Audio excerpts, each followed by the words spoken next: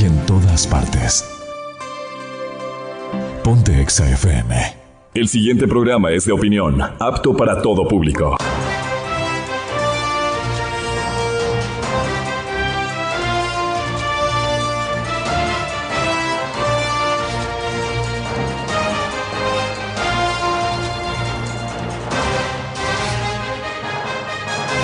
La revista de opinión Democracia agradece el patrocinio de... En mi hogar lo tengo todo con Farenhouse. Con Andalucía en Familia ganas. Acumula boletos por cada $40 de consumo con tu tarjeta de débito. Andalucía, hagamos que las cosas pasen. Encuentra la nueva Dongfeng Rich 6 Thunder a nivel nacional en versiones gasolina y diésel. Dongfeng, tu camino al éxito, con el respaldo de Corporación Maresa.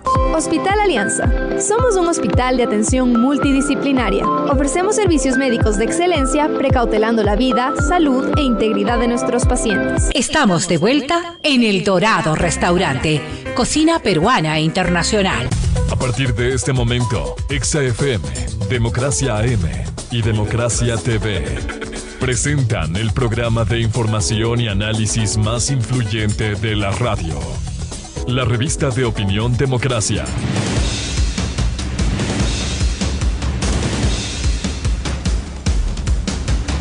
A esta hora, la revista de opinión Democracia protagonistas, las entrevistas, la búsqueda de la verdad. Miguel Rivadeneira, en la revista de opinión Democracia.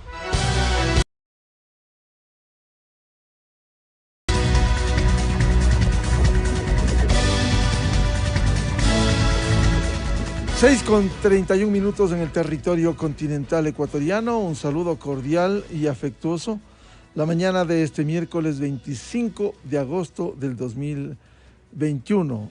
La revista Democracia presenta su agenda de entrevistas y de opinión. Este miércoles al menos vamos a analizar 3 temas fundamentales en la coyuntura.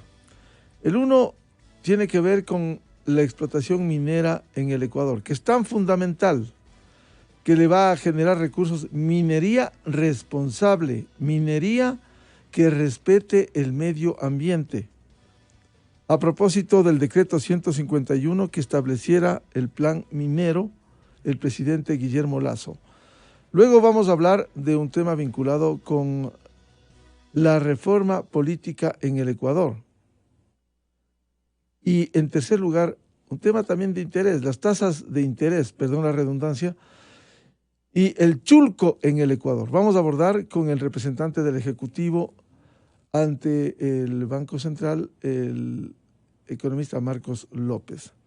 Sobre el tema político, quiero referirme brevemente, antes del tema minero, para señalar qué pasa con los partidos políticos. No solo es problema de Izquierda Democrática, que ha pedido perdón esta semana, luego de la actuación de una de sus legisladoras, Bella Jiménez, que debe ser procesada internamente, luego de las presuntas graves irregularidades, en donde hay cheques en la familia entregados.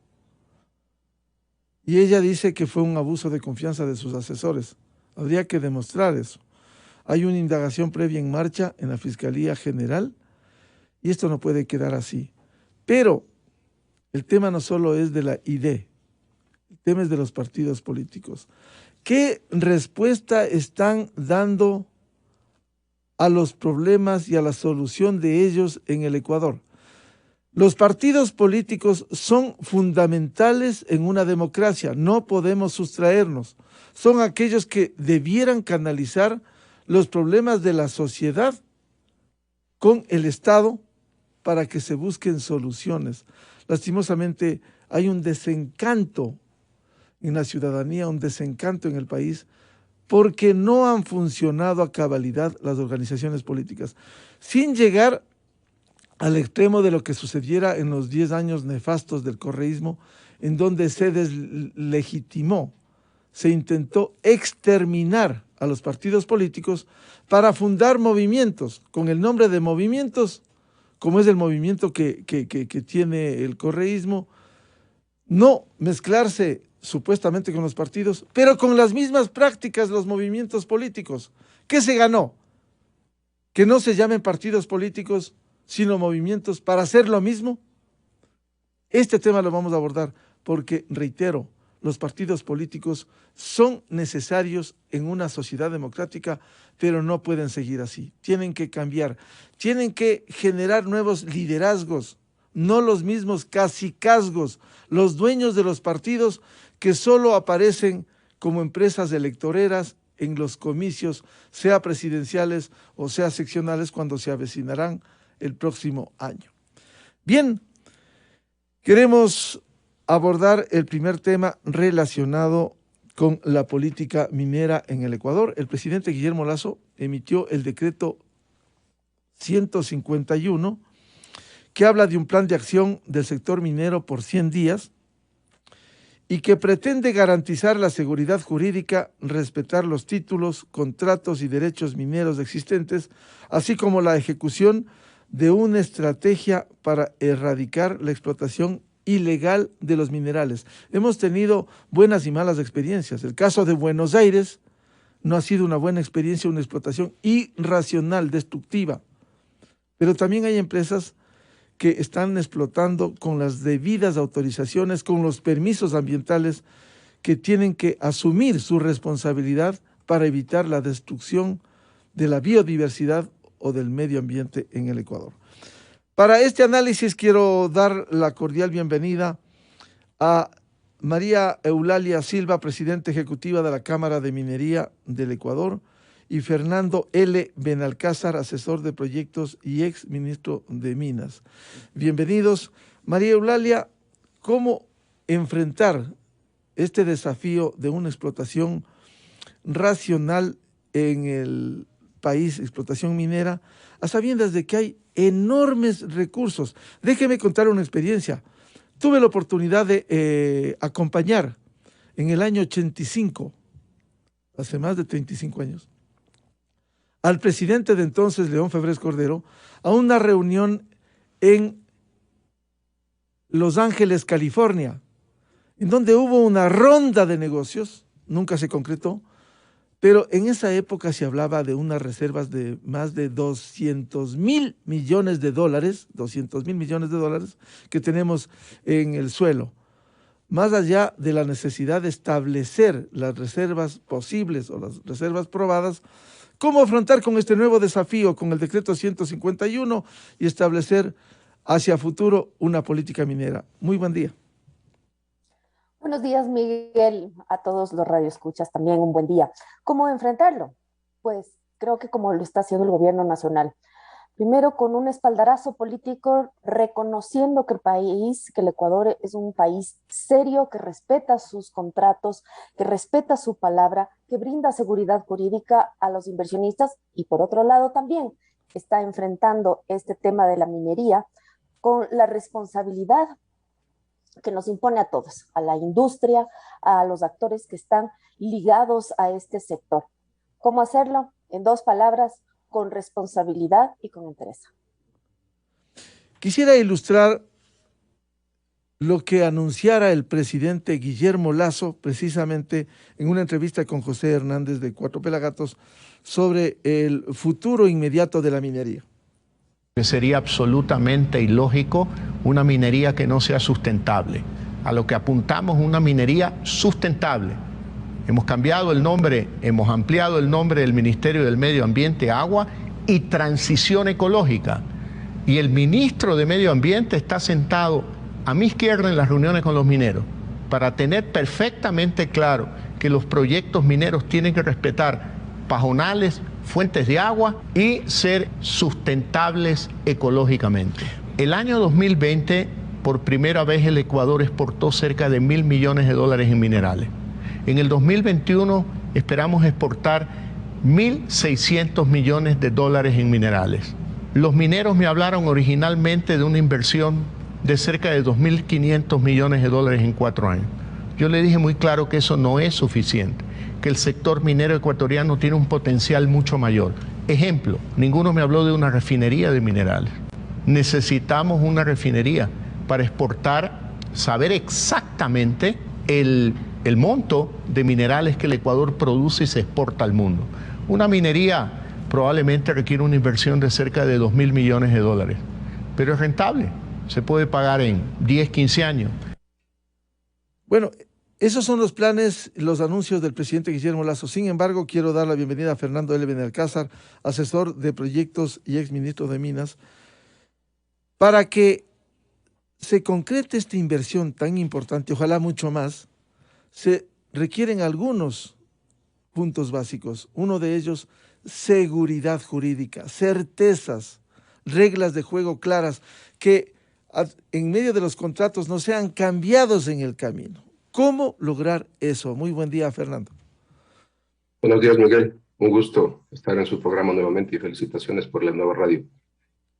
La inversión va cogida de la mano de seguridad jurídica, como usted lo indica. Se complementa a esa seguridad jurídica el tema de que sea oportuna.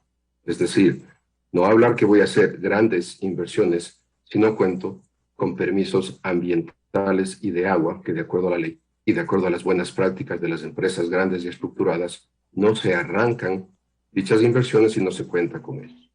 Entonces es muy importante destacar que también en el plan de acción del sector minero y consistente con el Plan Nacional de Desarrollo del Sector Minero 2030, 2020 al 2030, y con la Política Pública Minera 2019-2030, la relevancia de la interacción de todas las entidades del Ejecutivo que tienen obligaciones y tienen roles para permitir esa inversión sea oportuna.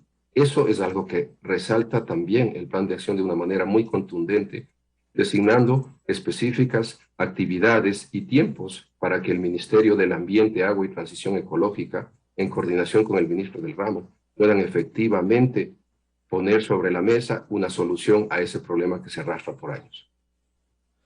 María Eulalia, hay algunas observaciones que se han encontrado, una de ellas de Acción Ecológica, una organización respetable. Sin embargo, sería bueno decirle, despejar esas inquietudes.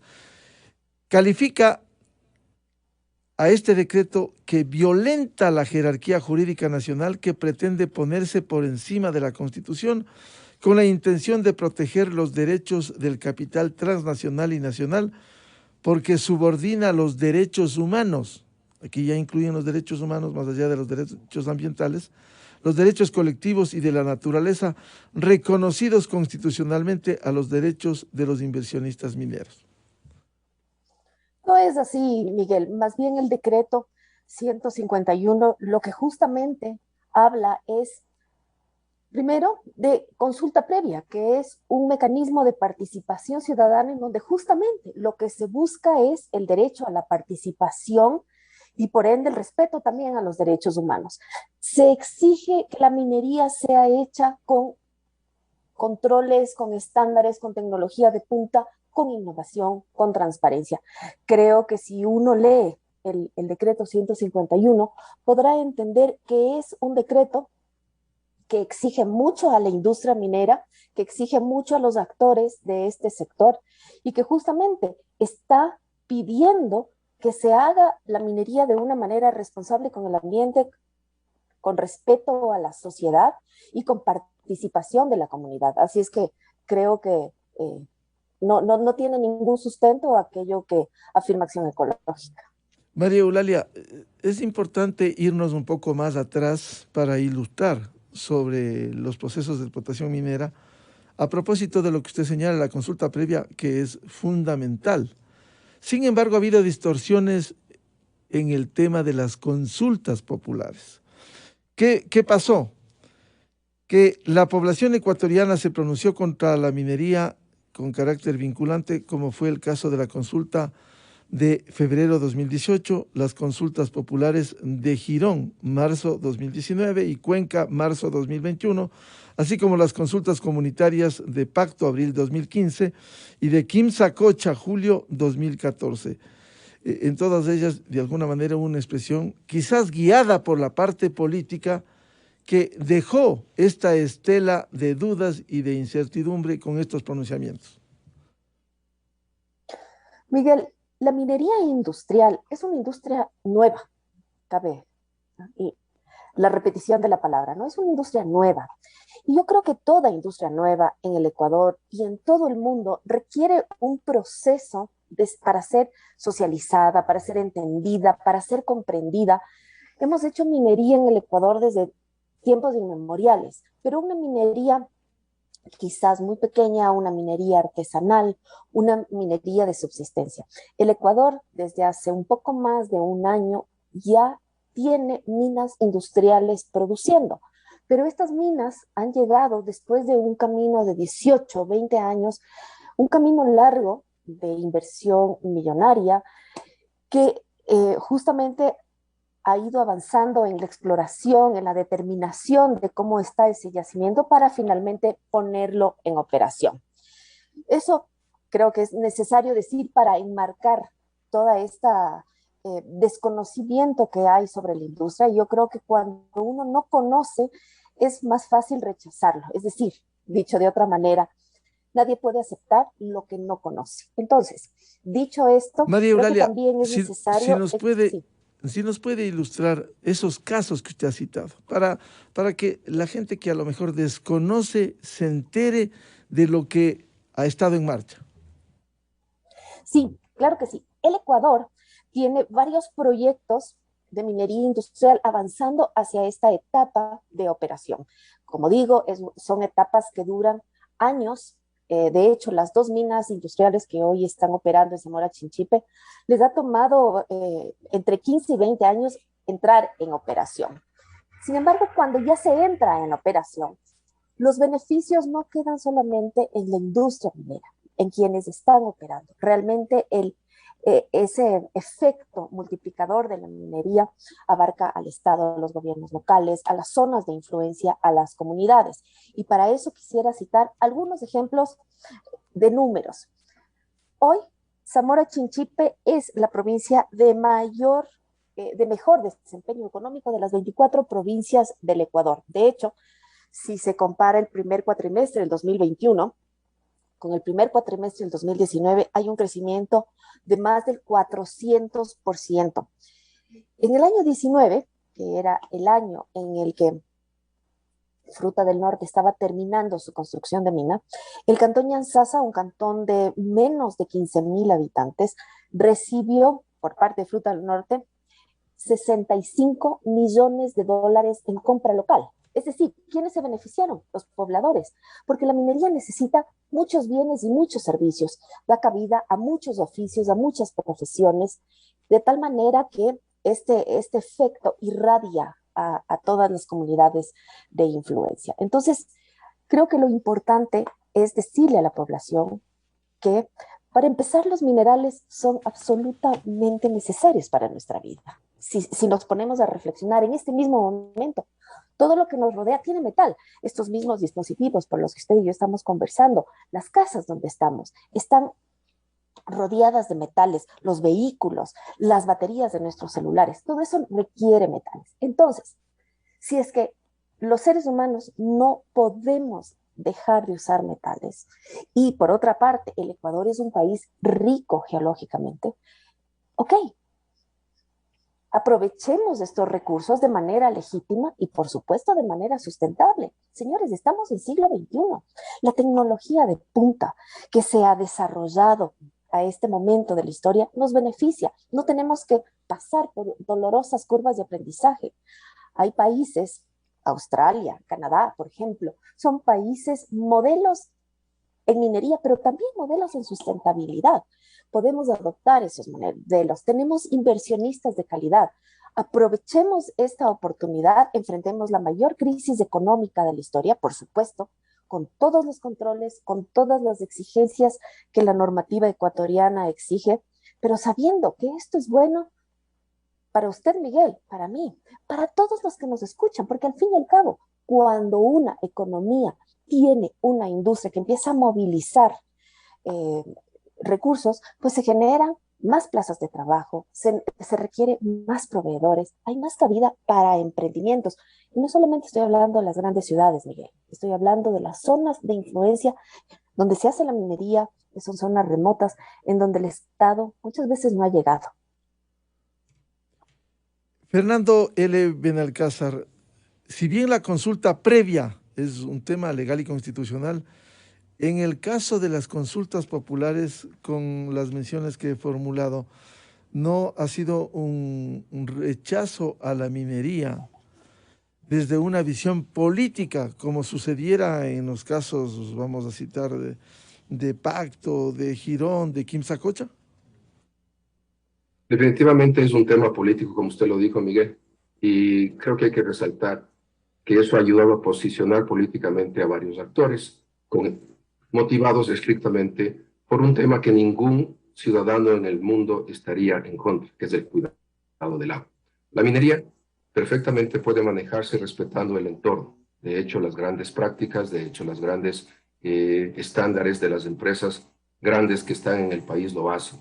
Y aquí es importante resaltar que hace 2 años, cuando en julio del 2019 y noviembre del 2019 arranca el sector de la minería industrial, trae consigo esas buenas prácticas, tanto en lo ambiental como en lo social, como se describieron en algunos aspectos de impacto económico. Pero yo quiero resaltar algo que es el tema de la consulta previa, libre e informada. En el decreto ejecutivo 151 se pone una parada radical, se da una instrucción firme, que tomando en cuenta los pronunciamientos de la Corte Constitucional, la ley orgánica, que ha sido como una pelotita que se han pasado varias entidades, comenzando por la Asamblea Nacional, no se ha emitido. Y esto, pese que hay un pronunciamiento de la Corte Constitucional que hasta diciembre del 2020 debía estar listo, no está. Y este va a ser un gran diferenciador, porque la base para todas esas consultas que usted hace referencia se asocia con eso. Y también se asocia en casos legales en los cuales minas que estaban en una producción temprana dejaron de producir ingresos para el erario nacional, como es el caso de la mina Río Blanco, en donde, sobre pretexto de una consulta previa que no se hizo, siguió un proceso jurídico, y como estos hay 2 o 3 casos más en el país.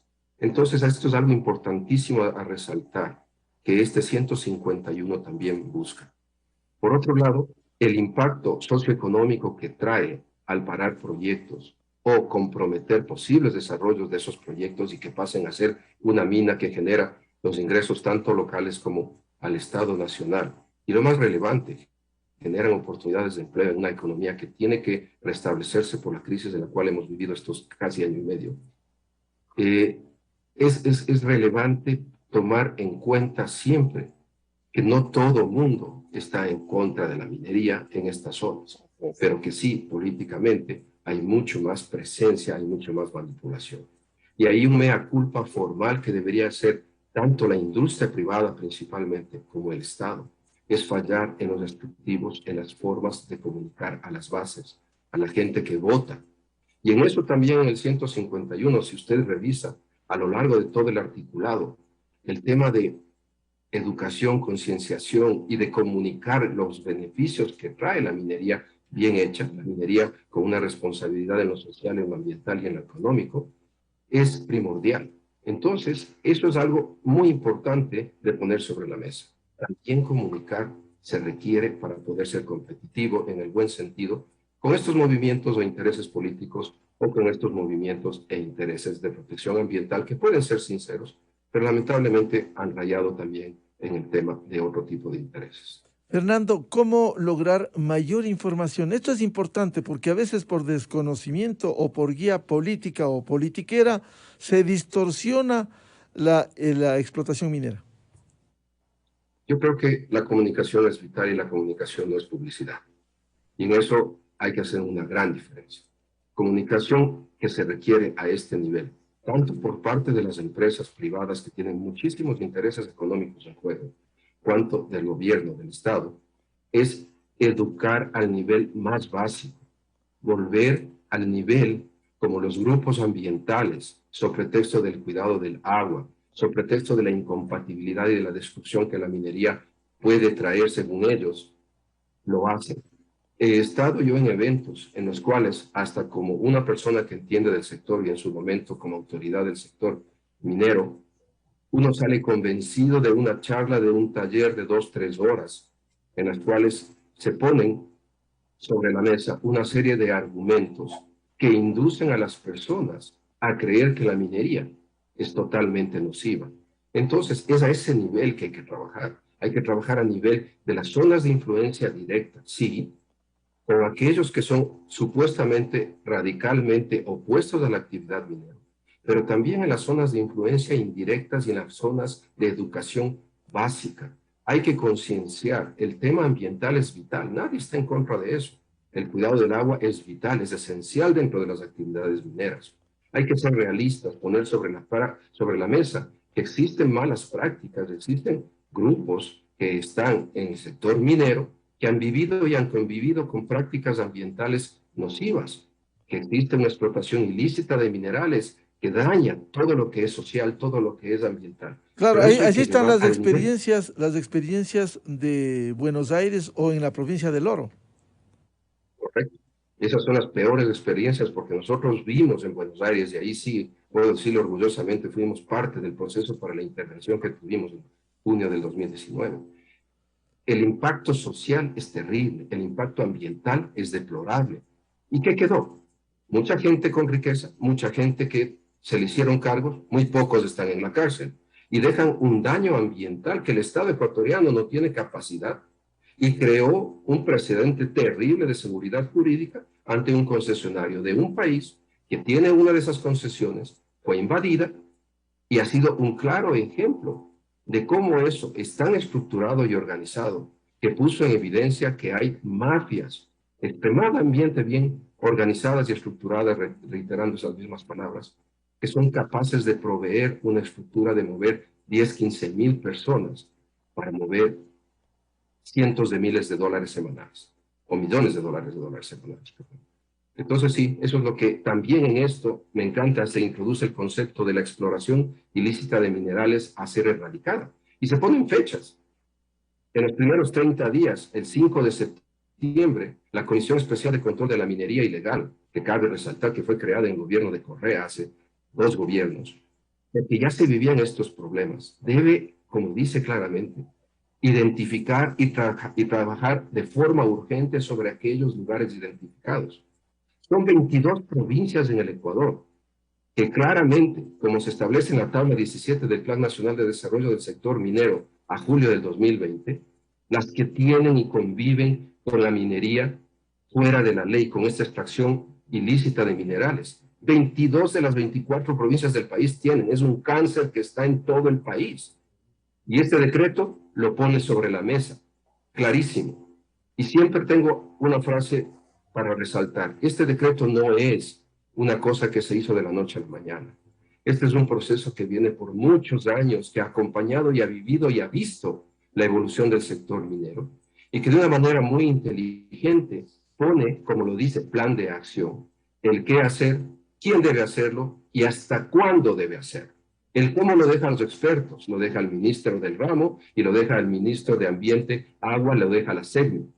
Pero eso es importante, destacar una continuidad de un proceso que venía de crecimiento del sector minero estructurado, que ha traído inversión desde hace varios años y que este plan define que en un plazo de 100 días debe ejecutarse y no dilata más las acciones que no se tomaban en administraciones anteriores. Por cierto, Fernando, el cómo hacerlo es fundamental, más allá del qué, armar el plan, cómo hacerlo sin que afecte al medio ambiente, a la biodiversidad y enmarcado en una seguridad jurídica. Fernando. Así es. Aquí voy a resaltar un par de cosas que creo que son vitales, innovadoras y necesarias. La primera tiene que ver con la Empresa Nacional Minera, con ENAR. Si vamos al artículo 4, literal E, es clarísimo en decirle, la Empresa Nacional Minera tiene que buscar cómo atraer capitales, cómo atraer socios estratégicos, empresas de gran calibre, que puedan trabajar juntos en procesos de exploración. Para entender, toma muchos años y mucho dinero de inversión que la ENAMI no tiene, para que se busque potenciales recursos, potenciales prospectos que podrían ser grandes minas en décadas o en varios años. Y aquí hay que resaltar, a abril del 2021, antes de la transición del gobierno, la ENAMI ya había identificado y estaba trabajando en un convenio formal con una empresa canadiense. y a la fecha también ya en este gobierno un segundo convenio. Esos dos convenios tienen que ser firmados y tienen que ser ejecutados. Y claramente le dice que dentro de los 100 días esto tiene que ejecutarse. Ese es un gran paso del cómo. Y otro ejemplo que me parece a mí espectacular, y es más que nada innovador, y es una necesidad de toda industria, y veo que es una buena práctica a lo largo de todos los ministerios y los frentes diferentes de producción e inversión que puede traer. Es el famoso Consejo Participativo Minero Público-Privado.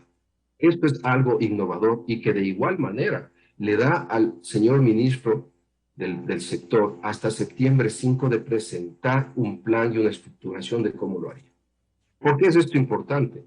Porque va a permitir que la sociedad como un todo, tanto desde el sector privado principalmente, con el Estado, ponga sobre la mesa las preocupaciones y la forma como quisieran que estos grandes proyectos a futuro se desarrollen y su impacto en lo ambiental y social sea el mínimo, y poniendo en una balanza genere más beneficios, respetando el tema ambiental y social para las comunidades y para el Estado ecuatoriano.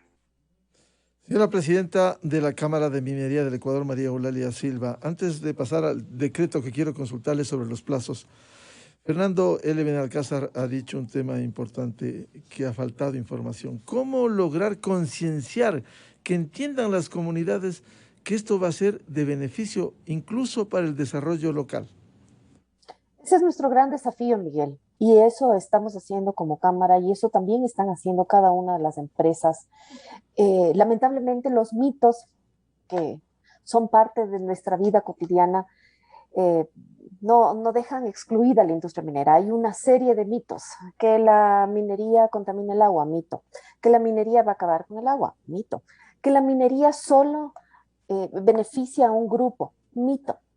Yo creo que ese es, insisto, el gran desafío que tenemos, pero también creo que para comunicar era preciso tener un espaldarazo del más alto nivel, un espaldarazo que hemos tenido gracias al plan de acción suscrito por el presidente Lasso.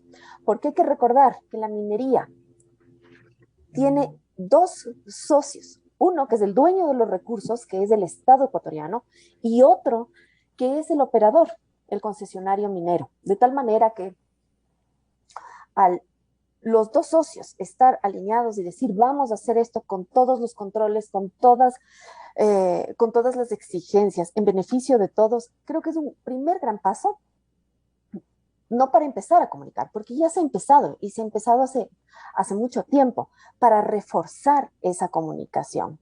Y yo aprovecho siempre estos espacios para hablar con la comunidad, para pedirles que se informen. La minería industrial es una gran oportunidad para todos los ecuatorianos, estemos o no estemos en esta industria.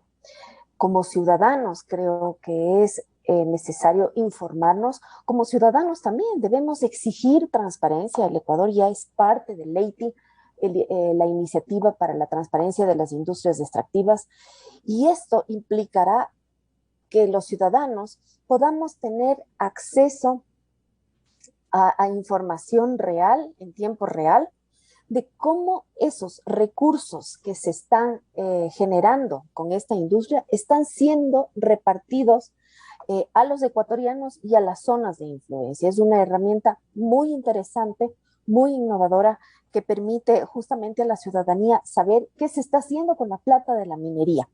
En ese sentido, Miguel, creo que la tarea de comunicar es una tarea constante, creo que es una tarea de muchos actores, de muchos voceros, no solo de la industria, por supuesto, del Estado, de las comunidades. Creo que la minería en algún momento tiene que llegar a ser un tema de sobremesa de la familia ecuatoriana. Yo recuerdo cuando yo era muy pequeña, cuando uno estaba en la escuela, una de las cosas que uno estudiaba era el petróleo. Nos contaban cómo el petróleo cambió la faz de este país, cómo nuestra riqueza, lo que produce este país, se finca básicamente en esta industria. Bueno, ojalá algún día también la minería sea parte de la sobremesa los ecuatorianos, que hablemos de esto, que discutamos de esto, no solamente que nos cerremos y digamos, uy, no, minería es contaminación. Sí, la minería ilegal, la minería mal hecha, la minería mal implementada, por supuesto puede ser nefasta, pero una minería bien hecha no solamente es una gran generadora de recursos, una minería bien hecha, Miguel, es generadora también de una simbiosis con el ambiente. Claro. Los países que tienen dinero y que tienen buenas prácticas son países que pueden conservar mejor su patrimonio natural. Claro, eso hay que diferenciar y concienciar a la gente, porque evidentemente cuando dice María Eulalia Silva que la minería es un mito, la contaminación del agua, de las zonas donde se explota, pero una minería irresponsable, ilegal, sí contamina el agua, sí daña el ambiente. Así es, sin duda alguna, eso no se puede negar. Pero a lo que yo voy es que se generaliza, ¿no? Toda la minería contamina, toda la minería daña, toda la minería afecta el agua. No es cierto.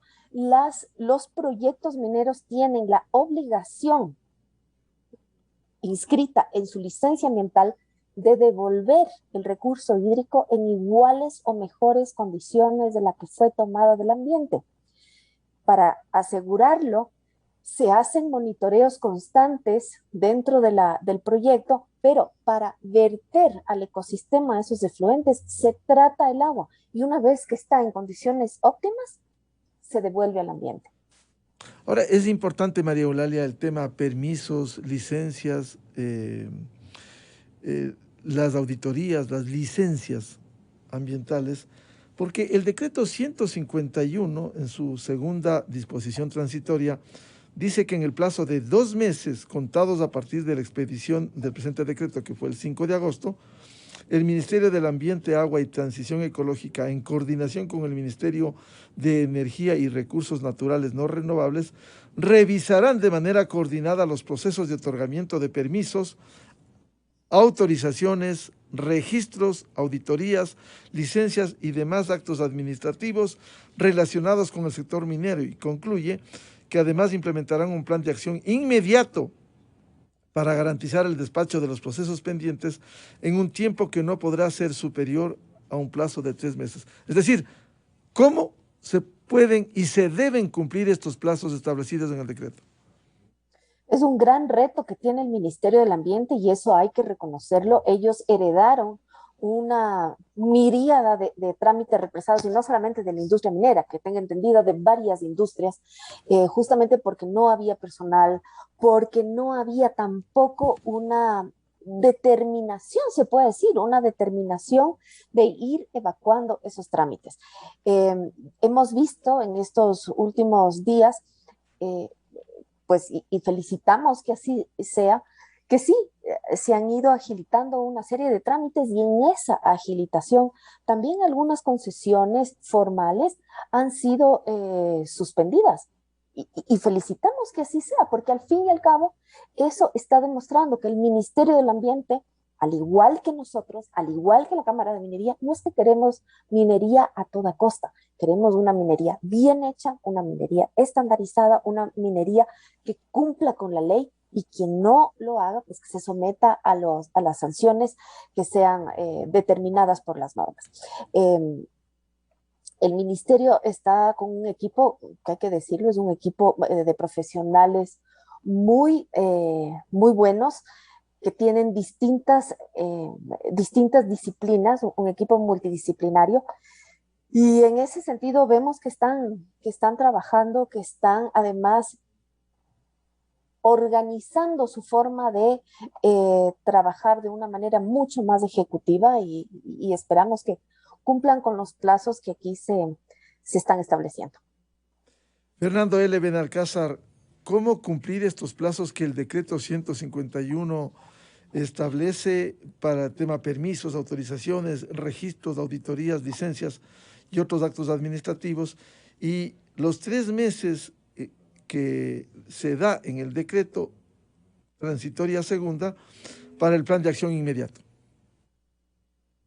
A ver, creo que lo que es importantísimo destacar también es que esos plazos Uno se vencía a los 30 días, que es en septiembre 5, y era establecer el procedimiento mediante un acuerdo ministerial de los requisitos claros del artículo 26 de la ley minería, los actos administrativos previos en lo que tiene que ver con agua. Eso hay que destacar, está hecho, se concretó hace pocas horas, en los pocos días antes del plazo requerido. Con respecto al plan de acción que se asocia a la coordinación entre el Ministerio del Ramo y el Ministerio del Ambiente, es el mayor reto que tienen las dos partes. Y aquí creo que es importantísimo poner sobre la mesa que al haber una decisión ejecutiva del presidente Guillermo Lasso, en la cual establece a sus ministros que esto es lo que nosotros necesitamos resolver, porque es un pilar de los problemas para la demora de la inversión extranjera, como lo comenté antes, donde manda capitán, no manda marinero. Así que los dos ministros deben estar trabajando arduamente en cómo hacer. Es imposible destrabar todos los nudos que están hechos, y con el respeto que se merece la opinión anterior, creo que no solo es por un tema técnico o de personal que no falta o no existe, es un tema dogmático.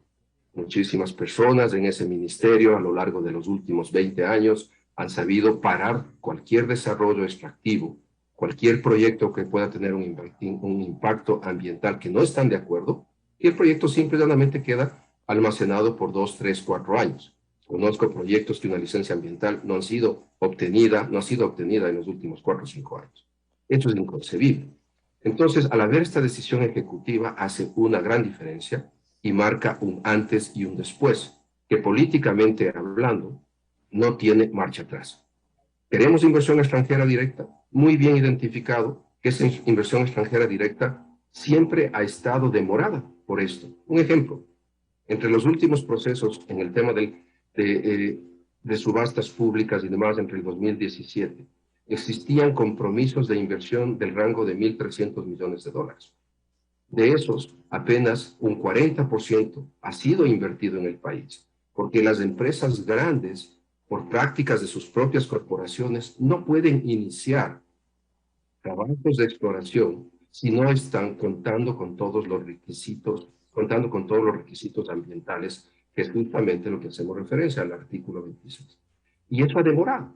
Entonces, esta decisión va a permitir que los dos ministerios, a través de sus ministros y sus equipos de trabajo, pongan en ejecución, dentro de los plazos requeridos, la forma de que esos dineros comiencen a llegar, y una vez que es seguridad jurídica, porque eso es parte de la seguridad jurídica requerida, se establezca, vendrán nuevos procesos, una vez como se establece en el 151 y hasta fecha se establece, se abra el catastro minero que está previsto a los 90 días, es decir, el 5 de noviembre, lo cual es excelente porque también da continuidad a un proceso que venía desde el 2019 complementado, y finalmente en diciembre del 2020 el préstamo tan ansiado del dinero requerido, porque hay que ser realistas, el país no tiene dinero, y ese era el motivo por el cual no se pudo complementar todo el proceso de contar con el software requerido para poder reabrir el catastro una vez que la depuración de las concesiones o de la feria de concesiones que se dio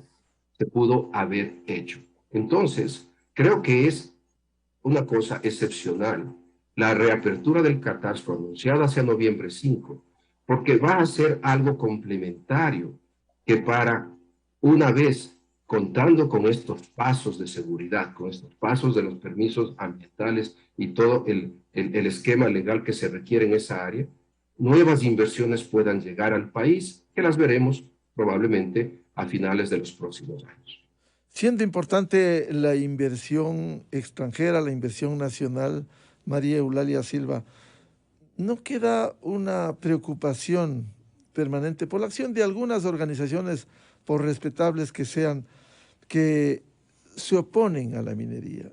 ¿Y qué reivindican esos sectores? Voy a citar: que pesan sentencias judiciales, procesos de resistencia comunitaria y la voluntad popular expresada en las consultas. El caso del proyecto Río Blanco, suspendido con una sentencia judicial. El proyecto Loma Larga, impedido de ejecutarse por la voluntad popular en la consulta de Cuenca. El proyecto Yurimagua, que por 26 años continúa sin implementarse precisamente por la acción de una parte de la población. Miguel, yo creo que esas expresiones tienen sus límites.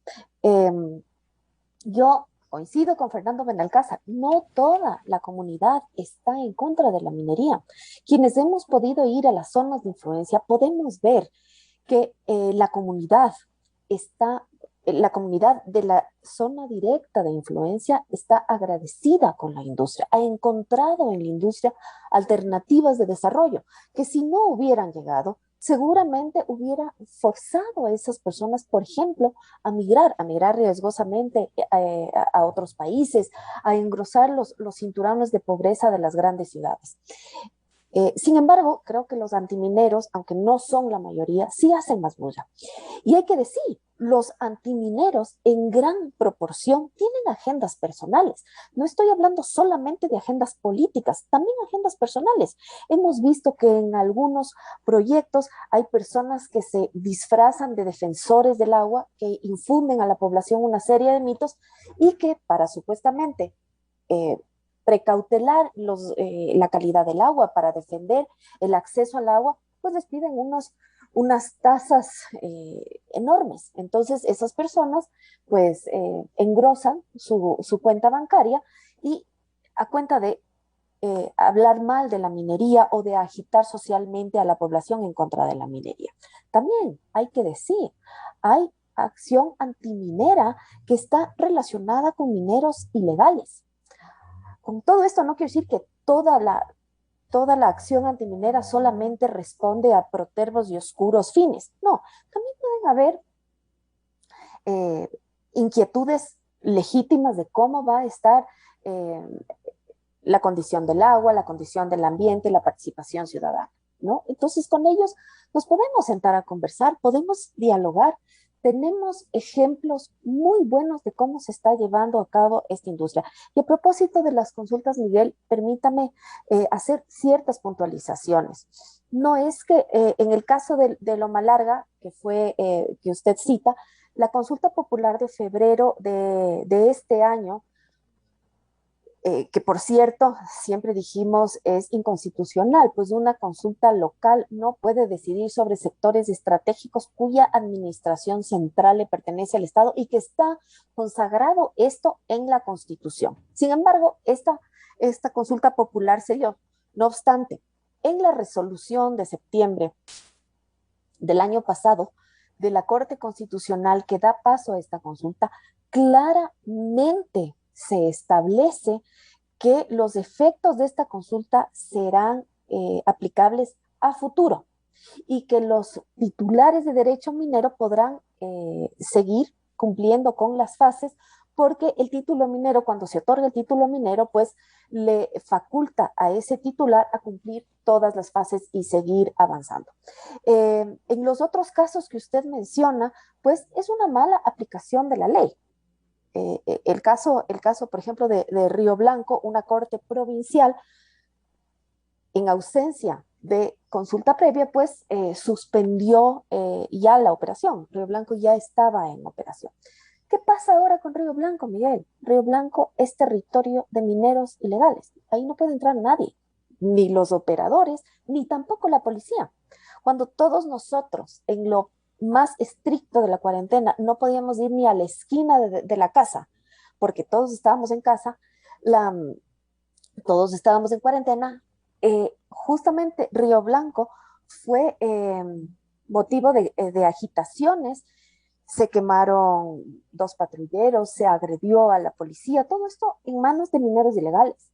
Entonces, creo que este ejemplo también nos indica que cuando la minería formal no es respaldada, no es avalada, no es auspiciada desde el Estado, se deja terreno fértil para que se introduzca las nefastas garras de la minería ilegal.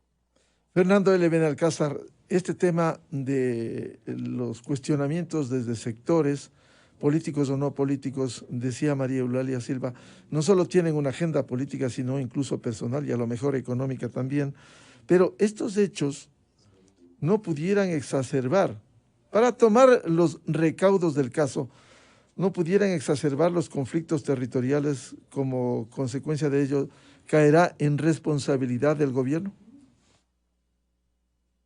Algo que me gusta del plan de acción es que establece que formalmente la Comisión Especial para el Control de la Minería Ilegal, la CECMI, al 5 de septiembre, debe actuar sobre este tipo de situaciones.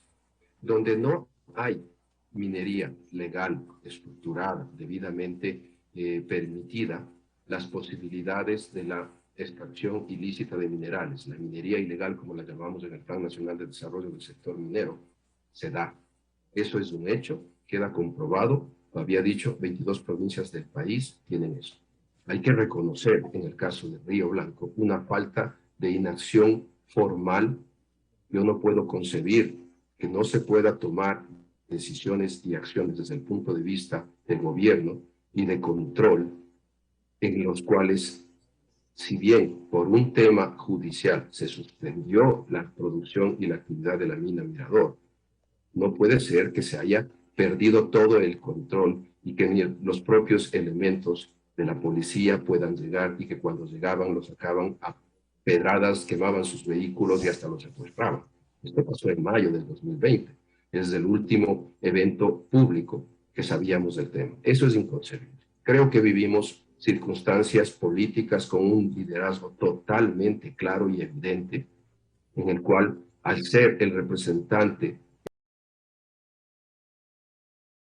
de la mayoría del país, y no se va a permitir que actos de esta naturaleza puedan parar actividades. En el caso de Río Blanco, le doy un ejemplo. Desde el viceministerio presentamos ante la Corte Constitucional una acción de protección formal ante dichas resoluciones. Y la misma fue acogida y aceptada por la Corte. Es decir, estamos a la espera de una definición de resultados o audiencia o resultados sobre esa petición que el Estado hizo, demostrando que era una arbitrariedad en muchos aspectos. Entonces, desde el punto de vista legal todavía hay una esperanza, pero desde el punto de vista de control y regulación, tal como se establece en la política nacional minera, en el eje de gestión, las entidades del Estado que tienen competencias directas, que protegen, benefician al sector minero, ahora sí están obligadas a trabajar, y creo que la decisión política de que no se permita que situaciones como la que usted pregunta escalen y lleguen a un conflicto social mayor. Bien, muy ilustrativo este análisis de la explotación minera en el Ecuador. Hay que decirlo, si el Ecuador requiere más recursos, mayor inversión, este es un camino, por cierto, con mucha rigurosidad para la explotación minera, que sea responsable, que no afecte a la biodiversidad, que no afecte al medio ambiente, con los cuidados y los controles que debe ejercer el Estado ecuatoriano. Pero no podemos sustraernos, si tenemos recursos no explotados, que sigamos con los mismos reclamos y ese círculo vicioso. Necesitamos más atención a los más vulnerables, atender a la pobreza, desnutrición infantil. Contamos con esos recursos y no hay cómo explotarlos. Es decir, hay que terminar ese círculo vicioso para pasar a un círculo virtuoso que le genere recursos al Estado ecuatoriano y que sea bien administrado. Quiero agradecer, seguiremos hablando de la minería responsable, a María Eulalia Silva, presidenta de la Cámara de Minería del Ecuador, y a Fernando L. Benalcázar, asesor de proyectos y exministro de Minas. Muchas gracias, un gusto. Un gusto, Miguel, siempre a las órdenes. Muy amable. 7:23 en el territorio continental ecuatoriano. La revista de opinión Democracia hace una pausa publicitaria y ya volvemos con un tema importante de coyuntura. ¿Qué pasa con las organizaciones políticas? ¿Cuánta responsabilidad tienen los partidos y organizaciones para la elección de sus candidatos? Estamos viendo candidatos como en la ID, Bella Jiménez, que llegó en condiciones que hoy se conoce qué ha hecho o qué se presume que ha hecho, y que allí están las investigaciones, tanto dentro de la Fiscalía cuanto lo que debe hacer la Asamblea Nacional. Miguel Rivadeneira en la revista de opinión Democracia. Inicio de espacio promocional y publicitario. 24 horas. A partir del 6 de septiembre. Ahora desde la 1 de la tarde. Información creíble. en todos los lugares. Con todos